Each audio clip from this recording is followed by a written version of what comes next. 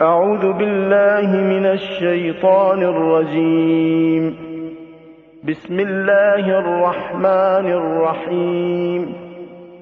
الحمد لله رب العالمين الرحمن الرحيم مالك يوم الدين إياك نعبد وإياك نستعين اهدنا الصراط المستقيم صراط الذين أنعمت عليهم غير المغضوب عليهم ولا الضالين.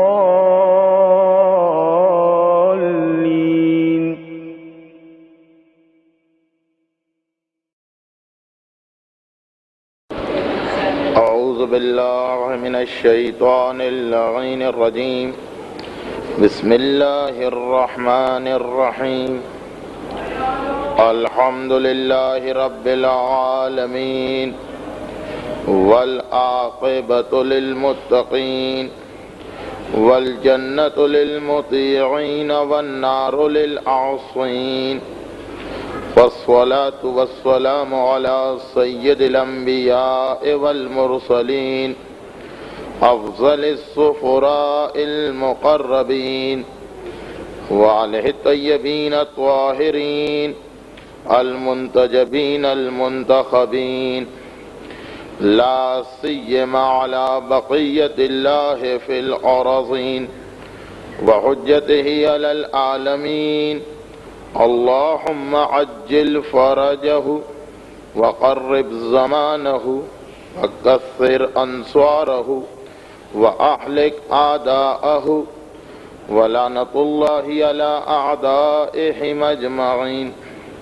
أما بعد، فقد قال سبحانه والحكيم في كتابه المبين. بسم الله الرحمن الرحيم. قد أفلح من تزكى وذكر اسم ربه فصلى بل تؤثرون الحياة الدنيا والآخرة خير وأبقى. صلوات.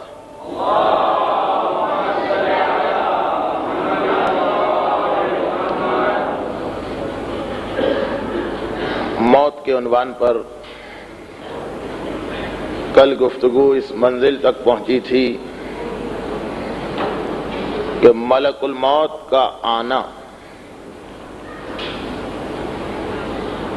اور ابھی ملک الموت نے روح کو نکالا بھی نہیں ہے. روح نکلتے وقت جو تکلیف ہوتی ہے وہ تو ایک بات کا مسئلہ ہے، اور 2 یا 3 دن کے بعد اس اسٹیج پر گفتگو کی جائے گی. خالی ملک الموت کا مرنے والے کے قریب آنا اور روح نکالنے کے پروسیس کو شروع کرنا، یہیں پہ سب سے بڑا امتحان آ جاتا ہے مومن کا، کہ کہیں ایسا تو نہیں کہ ثواب و عذاب، جنت و جہنم، جزا اور سزا وہ تو بات کا مسئلہ ہے. کہیں ایسا تو نہیں کہ اسی مقام پر مومن اپنے ایمان کو چھوڑ بیٹھے اور شیطان کو اتنا موقع یا چانس مل جائے کہ وہ مرتے وقت مومن کو بے ایمان، بغیر ایمان کا کر دے. اب شیطان کس طریقے سے یا کون سی ٹرک کی مدد سے مومن کو بہکاتا ہے وہ تو کل آپ نے سن لی گفتگو. یہاں پہ صرف ایک سوال ذہن میں آتا ہے کہ وہ جو 2 مومن تھے ان کے بیچ میں فرق کیسے ہو گیا. ایک مومن اتنے آرام کے ساتھ مرا کہ خود مرنے والے کو پتہ نہ چلا کہ کب میری روح میرے جسم سے نکل کے جنت کے پھول میں جمع ہو گئی.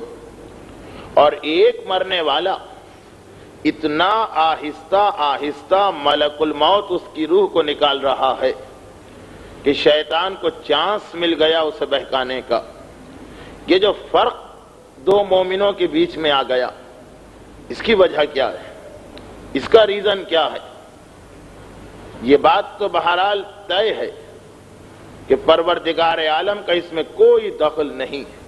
ایسا نہیں ہے کہ خدا نے کہا کہ اے ملک الموت اس مرنے والے کی روح کو تیزی سے نکالو اور اس کی روح کو آہستہ آہستہ سلو. نہیں، روایات معصومین میں ہے کہ یہ انسان کے اوپر ڈیپینڈ کرتا ہے. ایک انسان اپنی زندگی کو، اپنی لائف کو جس طرح سے گزارتا، بس جب روح نکالنے کا وقت آتا تو جیسا اس نے اپنی پوری زندگی کو بنایا ہوگا اسی کے مطابق کسی کی روح فوراً نکلے گی، کسی کی روح بہت ہی آہستہ آہستہ نکلے گی. اور روح جب آہستہ نکلتی ہے تو وہی خرابی ہوتی ہے جو آپ نے کل سن لی. اب وہ کون سے ایسے اعمال ہیں، وہ کون سی ایسی غلطیاں ہیں جس کی وجہ سے مومن کی روح اس کے جسم سے بہت آہستہ آہستہ نکلے گی؟ تین یا چار خاص ایسی روایتیں، جس میں 3 روایتیں تو بہت ہی مشہور ہیں، جو اسی منزل، اسی اسٹیج کے بارے میں بتاتی ہیں. اب پہلی چیز کہ جسے آج بیان کرنا ہے، ہو سکتا ہے کہ آپ لوگوں کے لیے بہت ہی زیادہ سنی ہوئی چیز ہو اور اتنا واضح یہ ٹاپک ہو کہ آپ یہ سمجھیں کہ اس کے لیے پوری مجلس کا ٹائم دینا مناسب نہیں ہے. لیکن چونکہ مجھے اپنی گفتگو کسی خاص آدمی کو دیکھ کے نہیں کرنا، اس اعتبار سے پہلی چیز آج آپ سماعت فرمائیے. اس پہلی چیز کا تعلق 2 رمضان کی مجلس سے ہے جو تیسری شب میں ہوئی تھی. پیغمبر اسلام سفر معراج کے دوران 4تھے آسمان پر ملک الموت سے ملاقات کرتے ہیں. تو ملک الموت سے 2 سوال کیے تھے اللہ کے رسول نے. ایک سوال تو وہ تھا کہ جو گزر گیا کہ اے ملک الموت، کبھی تو بھی رویا ہے کسی کی روح نکالتے وقت؟ کبھی تجھے بھی تعجب ہوا ہے کسی کی روح کے نکلتے وقت؟ اور دوسرا سوال یہ تھا کہ اے ملک الموت، یہ تھوڑی تھوڑی دیر کے بعد تو ساری دنیا میں کیا چیز دیکھتا ہے؟ بھئی ملک الموت کا کام تو ہے لوگوں کی روحیں نکالنا. چنانچہ روایت یہ ہے کہ 1000 ہاتھ اس کے نظر آئے پیغمبر اسلام کو. تو پیغمبر نے پوچھا کہ اے ملک الموت، یہ روح تو کیسے نکالتا ہے؟ کہا اللہ کے رسول، یہ میرے سامنے ایک تختی ہے، جیسے ایک نوٹس بورڈ ہوتا ہے ہمارے یہاں. جس بندے کی روح نکالنے کا آرڈر آتا ہے خدا کی طرف سے، اس کا نام اس کے اوپر آ جاتا ہے اور میں فوراً اس کی روح قبض کرنے پہنچ جاتا ہوں. لیکن پیغمبر نے دیکھا کہ روح نکالنے کے علاوہ ملک الموت تھوڑی تھوڑی دیر کے بعد ساری دنیا میں پتہ نہیں کیا چیز، کون سا ایسا سین ہے، کون سا ایسا منظر ہے کہ تھوڑی تھوڑی دیر کے بعد ملک الموت دیکھتا ہے. تو پیغمبر کا دوسرا سوال یہ تھا کہ اے ملک الموت، یہ تو اس دنیا کے اندر کس چیز کو تلاش کر رہا ہے، کیا چیز دیکھ رہا ہے؟ تو ملک الموت نے اس کا جو جواب دیا، بس وہی ہمارا آج کا ٹاپک ہے. ملک الموت کا جواب سننے سے پہلے ایک حدیث سن لیجئے. ایک مرتبہ کسی راوی نے جا کر ہمارے 5ویں امام، امام محمد باقر علیہ الصلاۃ والسلام کی خدمت میں، 5ویں امام کی خدمت میں ایک سوال کیا. یہ روایت ویسے تو بعد میں آنی چاہیے تھی کیونکہ اس کے 2 حصے. پہلا حصہ وہ ہے کہ جو بعد میں آئے گا، لیکن خیر اس کا دوسرا حصہ آج کے لیے بہت مناسب ہے. سوال کیا کہ مولا، وہ جو آپ بتاتے ہیں کہ ملک الموت اتنی تکلیف کے ساتھ مومن کی روح کو نکالتا ہے، وہ تکلیف کیا ہے وہ تو بعد میں آئے گی. تو مولا کیا اس تکلیف سے بچنے کا کوئی طریقہ ہے یا نہیں؟ کوئی ایسا طریقہ ہے کہ ملک الموت جب ہماری روح نکالنے آئے تو ہمیں تکلیف نہ ہونے پائے، فوراً ہماری روح کو نکال لے؟ اچھا، اب سوال کرنے والا سوال کر رہا ہے، امام کے پاس جو دوسرے لوگ بیٹھے انہوں نے دل میں سوچا کہ اس نے کیسا بے وقوفی کا سوال کیا ہے، بھلا یہ کیسے ممکن ہے؟ مگر امام معصوم نے ایک ایسا جواب دیا کہ سب حیران ہو گئے. میرا مولا کہتا ہے بہت آسان ہے، ملک الموت سے دوستی پیدا کر لو. جو ملک الموت کا دوست ہو جاتا، ملک الموت کو آرڈرز ہیں کہ ان کو تکلیف نہ پہنچانا، اور ان کی روح فوراً ان کے جسم سے نکال لینا۔ سوال کرنے والا اور حیران ہو گئے، مولا یہ تو آپ نے ایک ناممکن امپاسبل بات بتا دی، ملک الموت سے دوستی کوئی اتنی آسان بات تو نہیں ہے، دوستی کے لیے کم سے کم اس سے ملاقات کرنا ہوگی، اس سے ایک ہی دفعہ تو زندگی میں ملاقات ہوتی، اور وہی وقت اتنا خطرناک ہوتا کہ دوستی کا خیال کس کے دل میں آئے۔ تو امام معصوم نے جواب دیا، کہا کہ کیا تمہیں نہیں معلوم کہ ملک الموت کی دو ڈیوٹیز ہیں، دو ذمہ داریاں ہیں۔ ایک ذمہ داری تو یہ ہے کہ وہ انسانوں کی روح نکالے، جو ہم میں سے ہر ایک کو معلوم ہے، لیکن ملک الموت کی ایک ذمہ داری اور ہے کہ جب بھی دنیا کے کسی حصے میں کسی واجب نماز کا وقت آتا تو ملک الموت یہ دیکھتا کہ کون مومن ایسا جو اول وقت میں مصلی پہ جا کے کھڑا ہو جاتا، اور جس مومن کو ملک الموت 40 مرتبہ یعنی 40 مسلسل نمازیں جس میں بیچ میں کوئی گیپ نہ آنے پائے، کوئی بریک نہ پڑنے پائے، جس مومن کو ملک الموت 40 مرتبہ مسلسل اول وقت میں مصلی پہ دیکھ لیتا، ملک الموت خود بخود اسے اپنا دوست بنا لیتا۔ اب اس آدمی کو نہیں پتا، اس مومن کو نہیں معلوم، لیکن ملک الموت کے لیے خدا نے لازم کیا، اور جب ملک الموت اس کو دوست بنا لیتا تو جب اس کی روح نکالنے کے لیے آتا تو بہت ہی آرام کے ساتھ، بہت ہی تیزی کے ساتھ، بغیر کسی تکلیف کے، بغیر کسی ڈیلے کے اس کی روح نکالتا۔ جب پانچویں امام نے جو ملک الموت کی ڈیوٹی بتائی، یہی جواب معراج کی رات ملک الموت پیغمبر کو دے رہا کہ اللہ کے رسول، آپ نے مجھ سے یہ سوال کیا کہ تھوڑی تھوڑی دیر کے بعد میں کیا دیکھتا ہوں، تو اللہ کے رسول دنیا میں جہاں کسی نماز کا ٹائم آ جاتا میں فوراً دیکھتا ہوں کہ اس ایریا میں، اس علاقے میں کون سا مومن ایسا جو اول وقت میں مصلی پہ کھڑا ہو گیا، اس کی شکل، اس کی تصویر، اس کی صورت میرے ذہن میں محفوظ ہو جاتی ہے۔ 40 مرتبہ یہ ملک الموت بھی یہی کہہ رہا، جسے میں دیکھوں تو بس وہ میرا دوست بن جاتا ہے۔ تو میری دو ڈیوٹیز ہیں، ایک یہ کہ میں روحیں نکالوں، ایک یہ کہ اول وقت کے مومن کو دیکھوں۔ اب یہاں پر اس ایک روایت کو بھی یاد کر لیجئے کہ جس میں پیغمبر اسلام نے ایک مرتبہ مومن اور شیطان کا تذکرہ کرتے ہوئے بتایا کہ شیطان کا کام یہ ہے، شیطان کی عادت یہ ہے کہ وہ ہر کام میں جلدی کرتا، لیکن مومن ہر کام سوچ سمجھ کے کرتا۔ البتہ 5 کام ایسے، 5 چیزیں ایسی کہ جس کو مومن جتنے جلد ممکن ہے انجام دیتا، 5 چیزوں میں مومن جلدی کرتا، باقی ہر کام ٹھہر کر سوچ سمجھ کے آرام آرام سے انجام دیتا، سوائے 5 کاموں کے۔ تو مومن کی پہچان یہ کہ 5 چیزوں میں وہ بہت تیزی کے ساتھ اپنی ذمہ داری یا ڈیوٹی کو انجام دیتا، اور ان 5 چیزوں میں سب سے پہلا پیغمبر نے نماز ہی کا تذکرہ کیا کہ جو مومن حقیقی مومن ہے اس کی پہلی پہچان یہ ہے کہ نماز بہت جلدی پڑھتا، دوسری پہچان یہ ہے کہ وہ جنازہ بہت جلد اٹھاتا، جنازے کے اٹھانے میں ڈیلے نہیں کرتا، تیسری چیز یہ جو تیسری چیز ہے یہ انشاءاللہ ہماری بات کی کسی تقاریر میں اور ڈیٹیل کے ساتھ آئے گی کہ اپنی بیٹی کی شادی بہت جلد کرتا، بغیر کسی شرعی ریزن کے بیٹی کی شادی میں تاخیر نہیں کرتا، ڈیلے نہیں کرتا۔ چوتھی چیز یہ کہ قرضے کے ادا کرنے میں مومن سے زیادہ فاسٹ کوئی ہو ہی نہیں سکتا، اور 5ویں چیز یہ کہ جب وعدہ کر لے تو وعدے کو پورا کرنے میں مومن سے زیادہ جلدی کوئی نہیں کرے گا۔ مومن کی پہچان یہ کہ نماز میں، جنازہ اٹھانے میں، بیٹی کی شادی میں، قرضہ ادا کرنے میں اور اپنے وعدے کو پورا کرنے میں مومن تیز ہوتا، اور انہی 5 مقامات پر جو شیطان ہے وہ بہت ہی سلو ہوتا، بہت ہی دیر کرتا، کوشش یہ ہوتی ہے کہ ان چیزوں سے جان بچ جائے۔ خیر وہ ایک الگ ٹاپک ہے۔ تو مومن کی پہچان ہی یہ بتائی گئی کہ نماز کو بہت جلدی پڑھتا ہے۔ البتہ جلدی کا یہ مطلب نہیں کہ خود نماز کو بہت فاسٹ پڑھے کہ ابھی اس نے الحمد پڑھا نہیں اور رکوع کیا نہیں تو سجدہ۔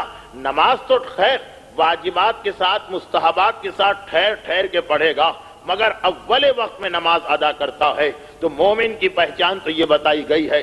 آج اس پہچان پر پورا اترنے والا مومن تو چھوڑیں، آج ہمیں اس مومن کو ڈھونڈنے کے لیے بھی مائکروسکوپ لینا پڑتی کہ جو واقعاً اپنی نمازیں ٹائم پر پڑھ لیا کرے۔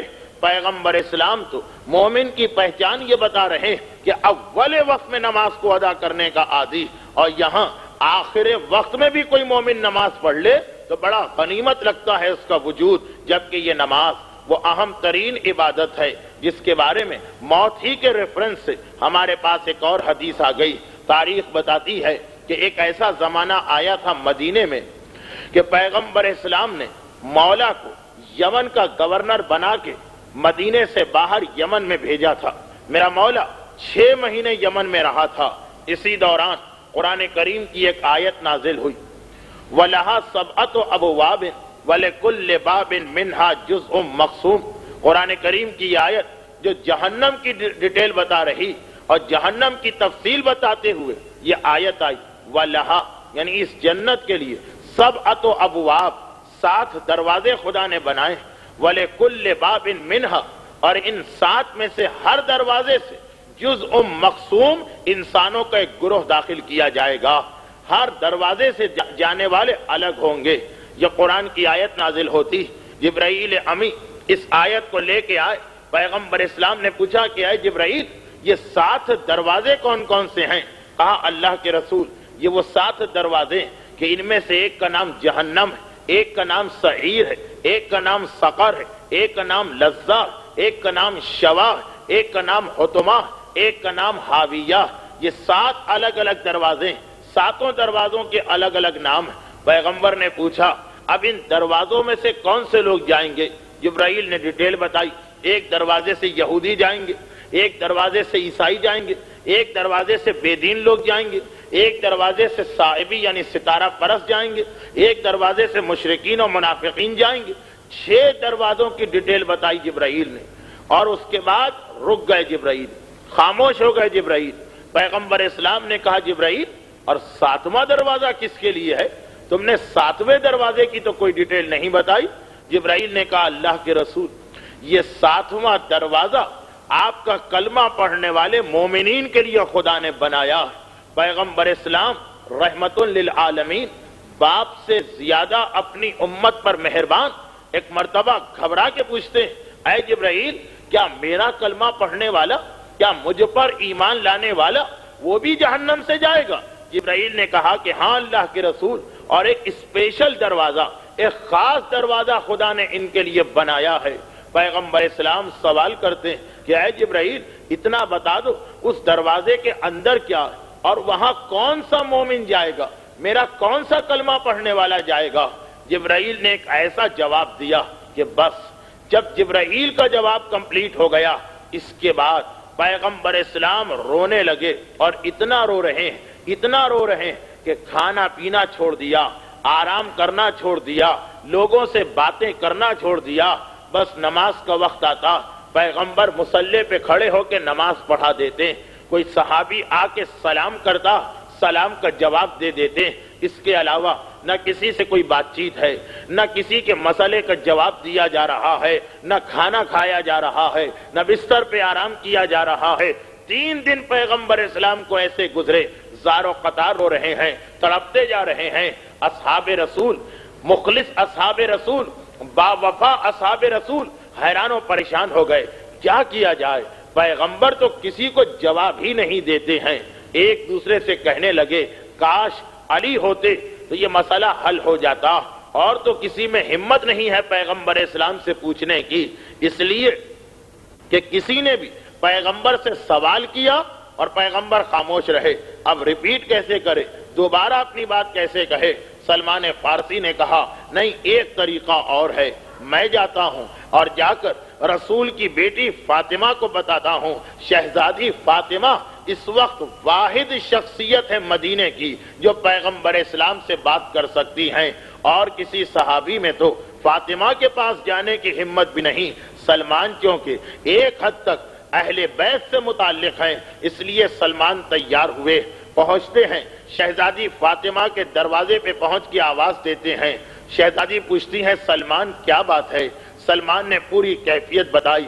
ایک عام بیٹی اپنے باپ کی یہ حالت سنے تو گھبرا جائے، کہاں فاطمہ جیسی بیٹی، تڑپ اٹھی، سلمان میں آ رہی ہوں۔ البتہ یہ ذہن میں رکھیے گا کہ فاطمہ کا حجرہ اور رسول کا حجرہ بالکل برابر میں ہیں اور مسجد سے دونوں ملے ہوئے ہیں۔ ایک مرتبہ فاطمہ چادر اوڑھ کے سلمان کے ساتھ پیغمبر اسلام کے حجرے کی جانب چلی۔ سلمان فارسی کی نگاہ فاطمہ کی چادر پر پڑی، بے اختیار چیخ نکل گئی جب یہ منظر دیکھا کہ فاطمہ کی چادر، وہ چادر بھی اتنی پرانی ہے، اتنی بوسیدہ ہے، جگہ جگہ سے پھٹی ہوئی ہے۔ چادر کو فاطمہ نے سی تو لیا مگر پیوند لگانے کے لیے کپڑا نہیں ہے۔ کھجور کے پتوں کو چادر میں ٹانکا گیا ہے تاکہ چادر جسم کو اور فاطمہ کو کور کر سکے۔ سلمان کی زبان سے بے اختیار نکلا، ان بنات کسرا و قیصر، ارے ایران اور روم کے بادشاہوں کی بیٹیاں سونے کی کرسی پر بیٹھا کرتی ہیں اور ہمارے رسول کی ایک ہی بیٹی ہے، لا ثیاب لہا ولا ازار، اور ایک چادر بھی رسول کی بیٹی کے پاس صحیح و سالم نہیں ہے۔ سلمان حیرت ظاہر کر رہے ہیں، فاطمہ روتی جا رہی ہیں۔ باپ کے پاس پہنچی، باپ کی حالت کو دیکھا، 3 دن تک اللہ کا رسول رو رہا ہے، 3 دن تک نہ کھانا نہ پینا نہ آرام۔ خود ہی آپ سوچ سکتے ہیں کہ پیغمبر کتنے کمزور ہو گئے ہوں گے۔ فاطمہ کو یقین نہیں آ رہا، بابا یہ آپ کی کیا حالت ہے، آپ اتنے کمزور کیسے ہو گئے؟ یہ سوال اور آدمیوں نے بھی کیا تھا مگر کسی کو جواب نہ ملا تھا۔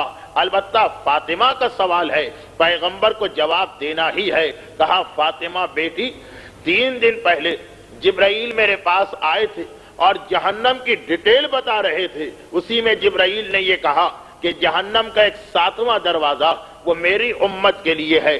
میں نے پوچھا جبرائیل یہ تو بتاؤ اس 7ویں دروازے میں کیا ہے؟ تو جبرائیل نے کہا تھا اللہ کے رسول وہ 7واں دروازہ ایسا ہے کہ جب اس کو کھولا جائے گا تو اس کے بعد آگ کی بنی ہوئی 70,000 وادیاں ہیں، 70,000 ویلیز آف فائر، آگ کی بنی ہوئی وادیاں ہیں، اور ہر وادی کے اندر آگ کے بنے ہوئے، یہ اس طرح سے سیمنٹ کے یا کانکریٹ کے یا برکس کے بنے ہوئے نہیں، آگ کے بنے ہوئے 70,000 مکان ہیں، اور ہر مکان کے اندر آگ کے بنے ہوئے 70,000 کنویں ہیں، پورے کنویں ہیں، اور ہر کنویں کے اندر آگ کے بنے ہوئے 70,000 صندوق ہیں، اور ہر صندوق کے اندر 70,000 مختلف قسم کے عذاب خدا نے جمع کیے ہوئے ہیں، جن میں اقرا بھی ہے۔ اقرا اس کا روایات میں کئی جگہ نام آیا، الف قاف رے عین، کئی روایتوں میں اس کا نام آیا۔ اقرا اس سانپ کا نام ہے کہ جس کے سارے جسم پر کانٹے ہیں، اور یہ گناہگار کو اپنے درمیان لے کر اس طریقے سے دباتا ہے، اس طریقے سے کچلتا ہے کہ اس کے جسم کے سارے کانٹے گناہگار کے جسم میں اتر جاتے ہیں، خون کا فوارہ سر سے پیر تک جسم سے نکلتا ہے۔ تو جبرائیل اللہ کے رسول سے کہہ رہے ہیں، اچھا یہ روایت بھی ہم تک فاطمہ ہی کے ذریعے آئی ہے۔ جبرائیل کہہ رہے ہیں اللہ کے رسول وہ 7واں دروازہ آپ کی امت کے لیے ہے، 70,000 آگ کی وادیاں، ہر وادی میں 70,000 آگ کے مکان، ہر مکان میں 70,000 آگ کے کنویں، ہر کنویں میں 70,000 آگ کے بنے ہوئے صندوق اور باکسز، اور ہر صندوق کے اندر 70,000 مختلف قسم کے عذاب، جس میں سانپ بھی ہیں، جس میں بچھو بھی ہیں، جس میں دیگر تکلیف پہنچانے والی چیزیں بھی ہیں۔ بس اتنا سننا تھا، فاطمہ زہرا کی چیخ نکل گئی، آنکھوں سے آنسو اور زیادہ بہنے لگے۔ تڑپتے تڑپتے فاطمہ نے ایک سوال اور کیا، اللہ کے رسول اب بس اتنا ذہن میں رکھیے گا کہ ہر روایت پر، ہر حدیث پر مومن شک کر سکتا ہو تو کرے، لیکن اس حدیث پر جو فاطمہ کی زبانی آ رہی ہے، کون مومن ایسا ہے کہ جو شک کرے گا؟ فاطمہ نے روتے ہوئے کہا بابا یہ عذاب ہے کس کے لیے؟ تو پیغمبر نے کہا کہ جبرائیل بتا کے گئے ہیں کہ میری امت کے 2 گناہگاروں کو یہ عذاب ملے گا۔ ایک بات اور ذہن میں رکھیے، جب 2 گناہگاروں کو پروردگار ایکول عذاب دے رہا تو اس کا مطلب یہ کہ ان کی غلطی بھی بالکل برابری کی ہے۔ ایک مرتبہ پیغمبر نے کہا کہ ایک تو وہ آدمی جو میرا کلمہ پڑھے اور شراب استعمال کرے، نشے والی چیزیں استعمال کرے، شرابی کے لیے یہ عذاب ہے، نشہ کرنے والے کے لیے یہ عذاب ہے، اور دوسرا وہ آدمی جو بے نمازی ہے، نماز پڑھنے پر تیار نہیں ہے، نماز کو اپنے وقت پہ ادا نہیں کرتا ہے۔ میری امت کے دو گناہگار، ایک شرابی اور ایک بے نمازی، ان کے لیے پروردگار نے یہ ایک اسپیشل یا خصوصی عذاب بنایا ہے۔ روایت میں یہ ہے کہ فاطمہ جیسی معصومہ چیخ مار کے گری اور بے ہوش ہو گئیں، سلمان کی حالت بگڑ گئی، ابو ذر کے چہرے کا رنگ اڑ گیا، بلال بار بار کہہ رہے ہیں کہ کاش میں کوئی پرندہ ہوتا اور اس عذاب سے محفوظ رہتا۔ عمار یاسر اس وقت مسجد میں نہیں تھے، جب آئے مسجد میں ایک عجیب منظر دیکھا، فاطمہ غش کی عالم میں ہیں، پیغمبر رو رہے ہیں، سلمان کا جسم کانپ رہا ہے، ابو ذر کے چہرے کا رنگ اڑا ہوا ہے، بلال چیخیں مار رہے ہیں، عمار جیسا صحابی گھبرا گیا، یہ کیا حالت ہے، کیا ہو گیا مسجد میں؟ تو مقداد نے روتے ہوئے کہا، اے عمار اس دن کو یاد کرو جس دن ہمیں آگ کا لباس پہنایا جائے گا اور گرم گرم تارکول ہمیں پلایا جائے گا اور آگ کی اس وادی میں بھیجا جائے گا۔ ساری مسجد میں کوہرام بپا ہے، اس لیے کہ پیغمبر یہ فرما رہے کہ اے بے نمازی، تیرے لیے نماز قضا کرنا بہت آسان ہوگا، مگر یہ یاد رکھ کہ ایک دن ملک الموت بھی تیرے پاس آنے والا ہے، ایک دن تجھے قبر میں بھی جانا ہے، ایک دن تجھے قیامت میں خدا کی بارگاہ میں بھی حاضری دینا ہے، جہنم کا یہ عذاب تیرا ویٹ کر رہا ہے۔ اور عجیب بات یہ ہے کہ بے نمازی کے لیے تو روایتوں میں مسلسل عذاب بتایا گیا کہ بے نمازی کو ہر اسٹیج پہ عذاب ملے گا، ملک الموت آئے گا تو بے نمازی کی روح کو کتنا سلو نکالے گا۔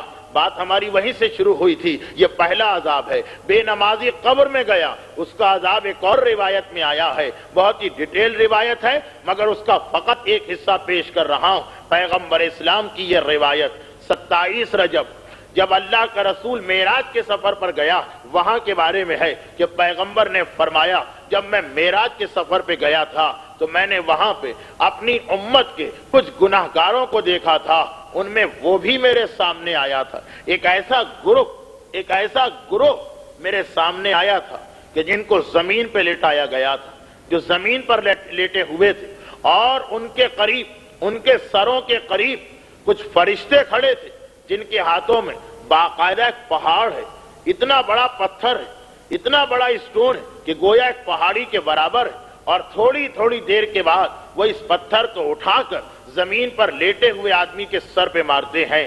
ہائے، اس پتھر کا مومن کے سر پہ پڑنا ہے کہ اس کا پورا سر، اس کا اسکل، اس کی کھوپڑی ایک مرتبہ ٹوٹتی ہے، اس کا مغز پگھل کے نکلتا ہے، اس کا جسم اس طریقے سے کانپتا ہے جس طرح وہ بکرا کہ جس کے گلے پہ چھری چلائی جا رہی ہو، تکلیف کی شدت سے مومن کے گلے سے چیخ کی آواز بلند ہوتی ہے۔ پیغمبر کہہ رہے کہ میں نے اپنی آنکھ سے دیکھا کہ تھوڑی دیر کے بعد اس پتھر کو فرشتوں نے اٹھا لیا، مومن بیچارہ تڑپ رہا ہے، مگر تھوڑی دیر گزری، پروردگار نے اس کے اسکل کو، اس کی کھوپڑی کو صحیح کر دیا۔ مگر کیوں صحیح کیا؟ کیا اسے عذاب معاف ہو گیا؟ نہیں، صرف اس لیے صحیح کیا گیا کہ جیسے ہی اس کا سر صحیح ہوا، دوبارہ اس کے اوپر یہی عذاب۔ تو پیغمبر فرماتے ہیں کہ میں نے پوچھا تھا، پروردگارا یہ کون لوگ ہیں، یہ کون لوگ ہیں؟ جواب ملا تھا، اے میرے حبیب، یہ تمہارا کلمہ پڑھنے والے وہ مومن ہیں جو اپنی صبح کی نماز قضا کیا کرتے تھے،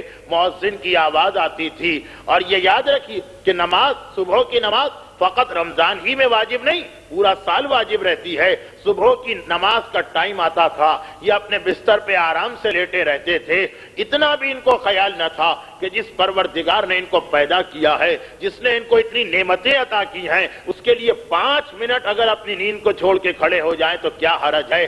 مگر قبر میں پہنچے تو پتا چلا یہ قبر کا عذاب، پھر جہنم کا عذاب آپ نے سنا۔ تو پہلی غلطی، پہلی خرابی جو انسان کی روح کے نکالنے میں ڈیلے کرنے کا سبب بنتی اور جس سے شیطان کو چانس مل جاتا، وہ ہے اپنی نماز سے غافل ہو جانا، وہ ہے اپنی نماز کو چھوڑ دینا، وہ ہے اپنی نماز سے بے پرواہ ہو جانا۔ اور ایک بات ذہن میں اور رکھیے کہ اسلام میں جتنا امپورٹنٹ نماز کی پابندی، تقریباً اسی کے برابر یہ بھی کہ نماز پڑھی جائے تو وہ نماز پڑھی جائے جو خدا کو چاہیے، اپنی مرضی سے نماز نہ پڑھیں۔ وہ مشہور روایت ابو بصیر اسدی کوفی، یہ بہت ہی عظیم صحابی، بہت ہی عظیم صحابی، یہ وہ صحابی ہیں جن کے بارے میں ایک حدیث سن لیجئے چھٹے امام کی، فرماتے ہیں میرے آقا اور مولا لولا امثال ہؤلاء لن درست آثار النبوہ، اگر ابو بصیر جیسے صحابی میری مدد نہ کرتے، یہ کون کہہ رہا ہے؟ یہ امام کہہ رہے ہیں، اگر ابو بصیر جیسے صحابی میری مدد نہ کرتے تو نبوت کے ساری محنتیں ختم ہو جاتی، ہماری ساری کوششیں مٹ کے رہ جاتی۔ ابو بصیر جیسے صحابیوں نے ہمارا ساتھ دیا تو دین تم تک پہنچا۔ یہ ابو بصیر، چھٹے امام نے ان کو اپنا نائب بنا کے کوفے میں بھیجا، تم جاؤ کوفے کے لوگوں سے کہا ان کی تقلید کرو۔ ابو بصیر اتنے ایجڈ ہو گئے تھے کہ سر کے، داڑھی کے، بلکہ بھووں کے بال بھی سفید ہو چکے تھے، کمر جھک چکی تھی۔ جب ان کے پاس اطلاع آئی کہ مدینے میں چھٹے امام کو شہید کر دیا گیا، ایک عام مومن کی شہادت کی اطلاع ملے تو اس کے گھر والوں کو پرسہ دینا فریضہ، یہاں تو معصوم امام شہید ہوئے۔ ابو بصیر فوراً اونٹ پر سوار ہوئے اور مدینے پہنچتے ہیں۔ شہزادی ام حمیدہ، ہمارے چھٹے امام کی بیوہ، ساتویں امام کی والدہ، شہزادی ام حمیدہ کو پرسہ دینے کے لیے آئے۔ اب ام حمیدہ اپنے کمرے میں، ام حمیدہ اپنے کمرے میں ہے، ابو بصیر باہر کے کمرے میں ہے، بیچ میں پردہ لٹک رہا۔ پہلے تو ابو بصیر نے پرسہ دیا شہزادی کو ہمارے چھٹے امام کی شہادت کا، اور اس کے بعد جیسا ایک طریقہ پوچھا شہزادی یہ تو بتائیے آخری وقت میں ہمارے مولا کی حالت کیا تھی؟ تو ام حمیدہ جو رو رہی تھی، روتے روتے ایک مرتبہ کہا ابو بصیر تم نے ایک بڑا عجیب سوال کیا، آخری وقت میں نے اپنے آقا اور مولا سے ایک عجیب و غریب بات کو سنا۔ اے ابو بصیر سنو، میں مکان کے صحن میں بیٹھی تھی، ایک مرتبہ میں نے دیکھا کہ دروازہ کھول کے میرے آقا اور مولا آ رہے ہیں، منصور کا دیا ہوا زہر سارے جسم میں پہنچ چکا، چنانچہ امام لڑکھڑاتے ہوئے آ رہے ہیں۔ میں گھبرا کے آگے بڑھی، مولا کو سہارا دے کے بستر تک پہنچایا، اتنی دیر میں امام بے ہوش ہو چکے تھے۔ میں پریشانی کی عالم میں کھڑی تھی کہ میں کیا کروں، ڈاکٹر کو بلاؤں یا کسی کو اطلاع کروں۔ امام نے آنکھیں کھولی، اے ام حمیدہ کیا گھر میں کوئی اور نہیں ہے، خالی تم ہو؟ میں نے کہا نہیں مولا سب گھر والے ہیں۔ کہا جاؤ سب کو میرا ایک میسج دو، میرا ایک پیغام دو کہ سب میرے بستر کے قریب آ جائیں۔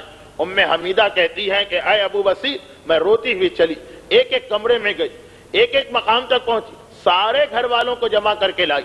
اب امام اپنے بستر پر ہیں، دوبارہ بے ہوش ہو چکے ہیں، اور سارے گھر والے امام کے چاروں طرف سرکل بنائے کھڑے ہیں۔ جب سب لوگ آ گئے خود بخود امام نے آنکھیں کھولی، اتنی دیر میں امام کا سارا جسم زہر کی وجہ سے نیلا پڑ چکا تھا، اور امام آنکھیں کھولتے ہیں، ہم سب کو دیکھتے ہیں، ون بائی ون ایک ایک کر کے امام نے سب کو دیکھا، آخر میں مجھے دیکھا، ایک جملہ کہا اور بس امام شہید ہو گئے، امام اس دنیا سے رخصت ہو گئے۔ یہ امام کا آخری جملہ، اور کس امام کا؟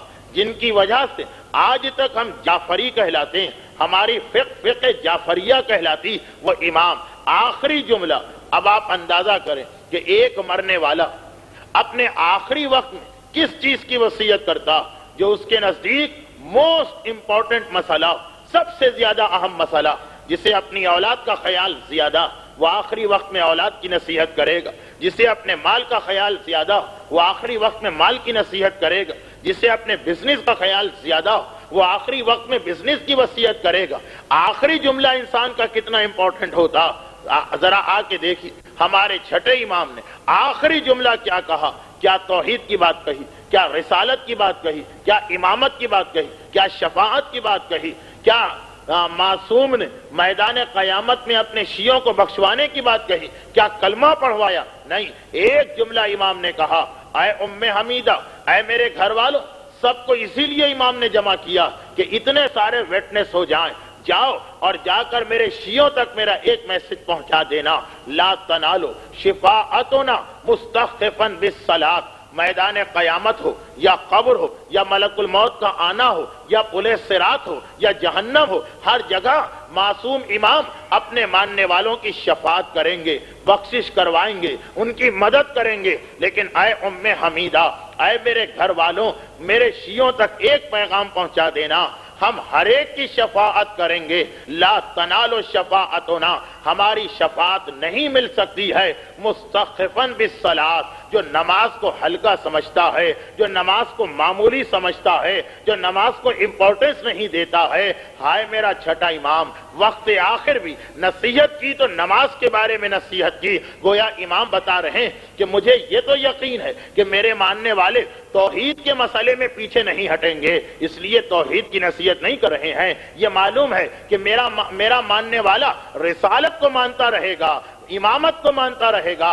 محبت اہل بیت کو مانتا رہے گا، اس لیے اس کی نصیحت نہیں کی امام نے کہ وہ تو ہمارے شیعہ ہمیشہ عمل کریں گے۔ ہاں، چھٹے امام کو ڈر ہے، چھٹے امام کو خوف ہے کہ ہمارا ماننے والا کہیں نماز میں کمزور نہ پڑ جائے، کہیں نماز کے معاملے میں غافل نہ ہو جائے۔ تو آخری وصیت ہمارے چھٹے امام نے نماز کے بارے میں کہی، اور کیسی عجیب وصیت ہے۔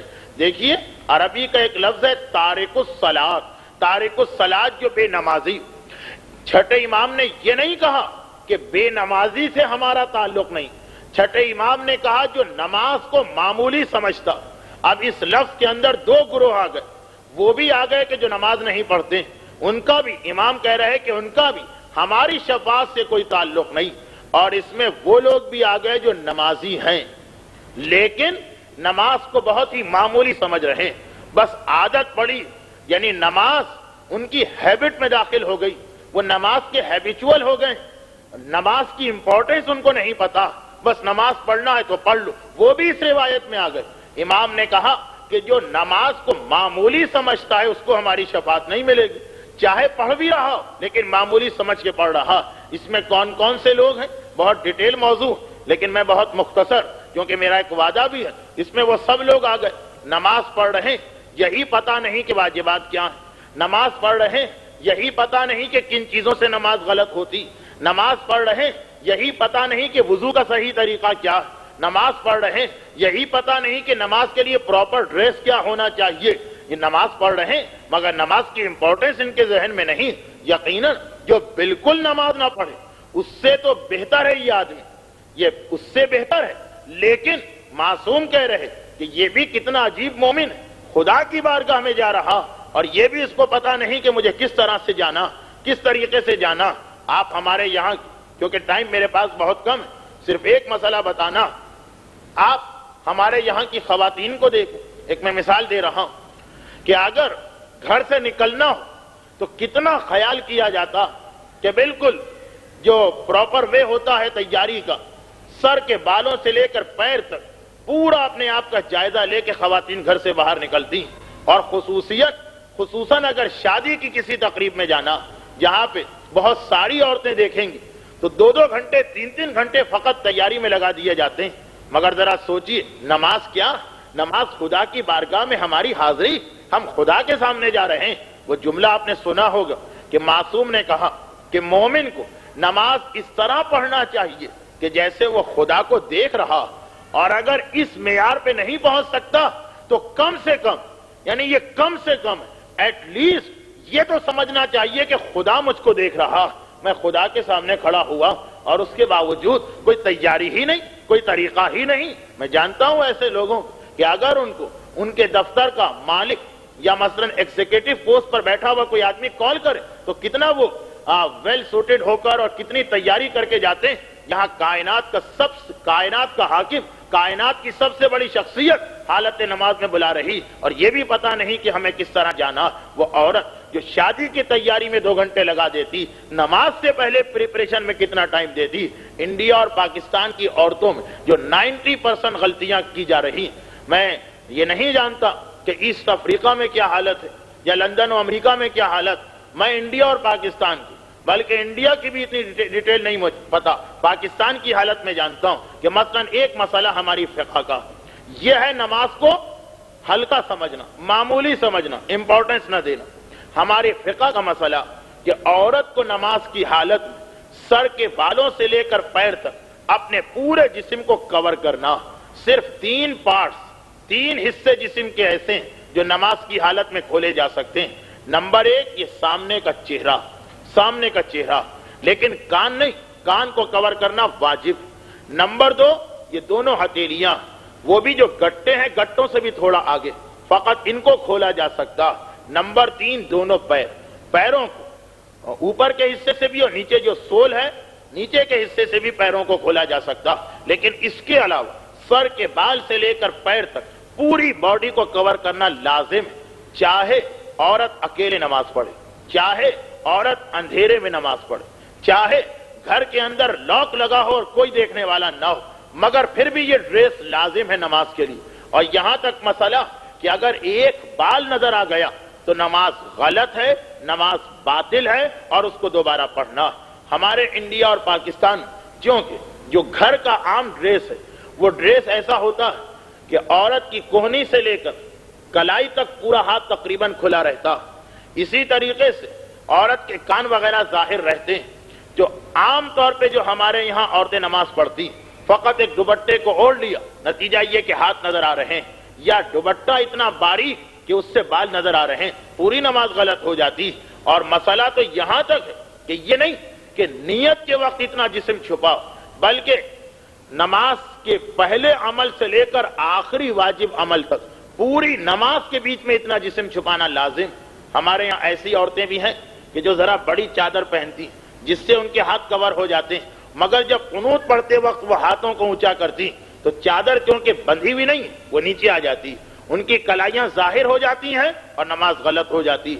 اللہ اکبر کہتے وقت جب ہاتھوں کو اونچا کرتی ڈریس ذرا نیچے آ جاتا ہے، کلائیاں نظر آنے لگتی، نماز غلط ہو جاتی. یا جو نیچے کا ڈریس شلوار ذرا اونچی ہو جاتی ہے، ٹخنا یا اینکل جو ہے وہ ظاہر ہونے لگتا اور نماز غلط ہو جاتی. اتنا ٹائم بھی نہیں، ٹائم کا مسئلہ نہیں، یہ تو امپورٹنس دینے کا مسئلہ، یعنی اتنا بھی احساس دل میں نہیں. اور مردوں کی بھی غلطیاں ہیں وہ تو میں کل بتاؤں گا کیونکہ آج میرے پاس ٹائم نہیں. لیکن یہ ایک مثال میں نے اس لیے دی کہ چھٹے امام کی حدیث کو ذہن میں رکھیے کہ لا تنالو شفاعتنا مستخفا بالصلاۃ. جو نماز کو معمولی سمجھ رہا، چاہے وہ بالکل نہ پڑھ رہا ہو یا پڑھتا تو ہے مگر لاپرواہی سے، بے توجہی سے، بغیر امپورٹنس دیے ہوئے معصوم کہہ رہے اس کو ہماری شفاعت نہیں ملے گی. تو اسی لیے تو فقہ بنائی گئی، یہ سارے مسئلے بنائے گئے. کہیں ایسا نہ ہو کہ ہم نماز پڑھیں مگر ایسی نماز جو غلط ہو رہی. 50 سال 60 سال کراچی میں ہیں ایسی مومنات جن کو اب مسئلہ پتا چلا. آیت اللہ خوئی کو لکھا انہوں نے، ہم کیا کریں؟ انہوں نے کہا کہ ساری نمازوں کی قضا آپ پہ واجب ہے، اس لیے کہ آپ کی غلطی. کوئی دیہات کی رہنے والی عورت، کوئی پہاڑوں کی رہنے والی عورت، کوئی جنگلات میں رہنے والی عورت غلطی کرے تو معافی مل سکتی، مگر شہروں کی رہنے والی عورت، علماء بھی موجود ہیں، کتابیں بھی موجود ہیں، کیسٹس بھی موجود ہیں، مسئلے بتانے والے بھی ہیں، پھر بھی اگر مسئلہ پتہ نہ ہو تو وہ عورت قصوروار ہے. آیت اللہ کوئی کا فتویٰ آیا کہ ان ساری نمازوں کی آپ کو قضا کرنا پڑے گی، یہ ساری نمازیں آپ کو دوبارہ پڑھنا پڑیں گی. یہ نماز جب پڑھی جاتی تو نماز یہ ڈیمانڈ کرتی ہے کہ آپ خدا کے سامنے جا رہے ہیں، پوری تیاری کے ساتھ جائیے. بس یہی نماز وہ جو قیامت میں امام کی شفاعت دلواتی ہے، ملک الموت کے آنے کے وقت ملک الموت سے دوستی پیدا کروا دیتی. پھر اس کے بعد موت کوئی مسئلہ نہیں ہوتا. جب ملک الموت ہی دوست بن جائے گا تو پھر کہاں کا عذاب اور کہاں کی تکلیف. البتہ نماز کے علاوہ کچھ باتیں اور ہیں، وہ انشاءاللہ کل کی مجلس میں. تو یہ نماز کتنی اہمیت رکھتی، ہم جو اس کو لاپرواہی سے پڑھ لیتے ہیں کتنی اہمیت رکھتی. آج جو مصائب میں پڑھنے جا رہا ہوں، میں نے جو سرسری دیکھا تو ہسٹری میں مجھے نہیں ملے، اگرچہ پوری ہسٹری تو میں نے نہیں پڑھی، لیکن ہمارے پاکستان کے ایک بزرگ خطیب مولانا اظہر حسن زیدی صاحب قبلہ یہ مصائب پڑھا کرتے تھے، اس لیے میں پڑھ رہا ہوں. اور یہ میں نے اس لیے پہلے ڈسکرائب کر دیا کہ اس میں آپ کے ذہن میں ایک اعتراض پیدا ہو سکتا، انشاءاللہ اس کا جواب بھی میں کل دوں گا. نماز کتنی امپورٹنٹ ہے. اگر ایک عام آدمی کہے کہ مجھے نہیں پتا تو خیر ہم اس کو معاف کر دیں گے، لیکن کربلا کے مصائب پر آنسو بہانے والا وہ اگر کہے کہ مجھے نماز کی اہمیت نہیں پتا تو ہم کبھی یقین نہیں کر سکتے. ارے کربلا تم نے ساری زندگی سنی، کربلا میں عاشور کا دن لے لو.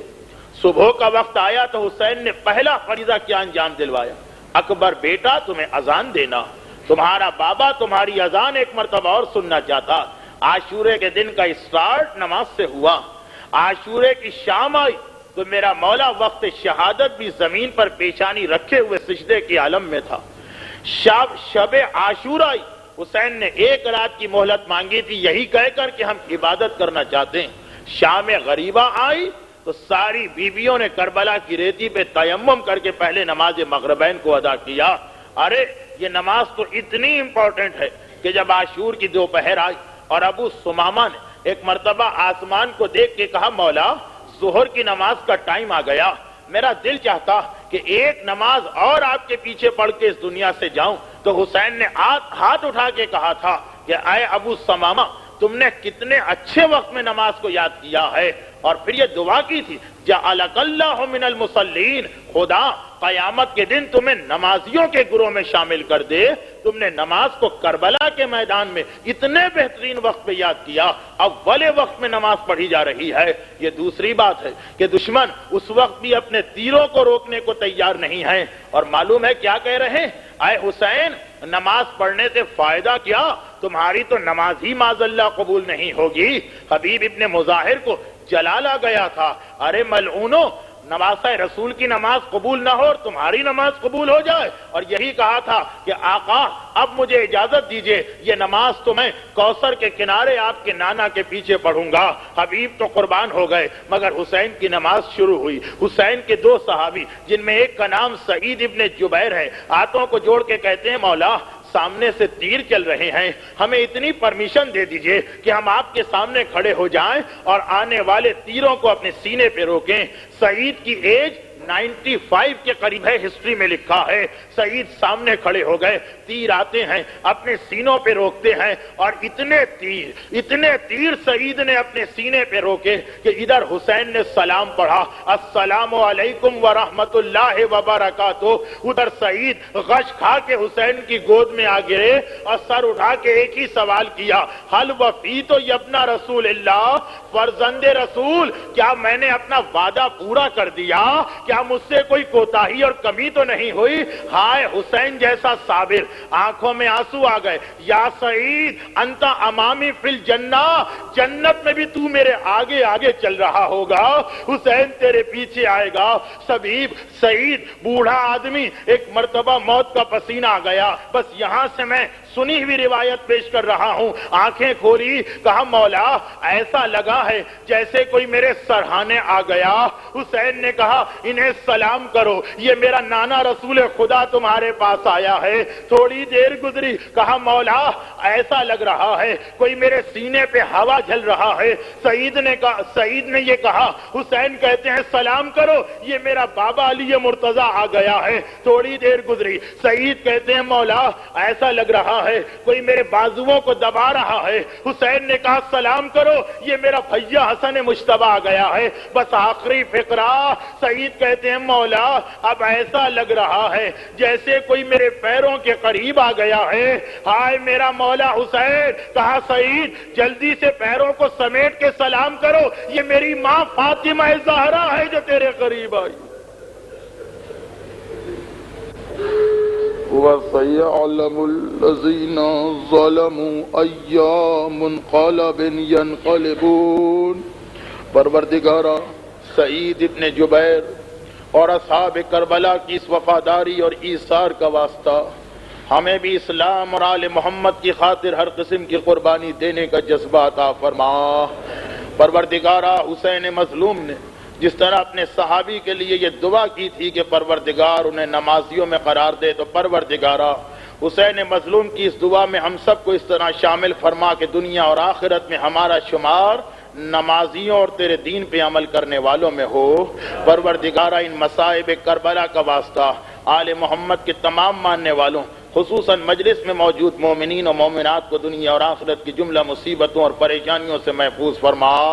پروردگارہ اس تذکرہ موت کا واسطہ ہمارے لیے بھی اور ہمارے جملہ مرحومین کے لیے بھی اگر کسی قسم کا کوئی عذاب ہے تو اپنی رحمت کے ذریعے آل محمد کی شفاعت کے ذریعے اس تمام عذاب کو برطرف فرما، اور پروردگارہ ان مظالم کے انتقام کے لیے امام زمانہ کے ظہور میں تعجیل فرما۔ ربنا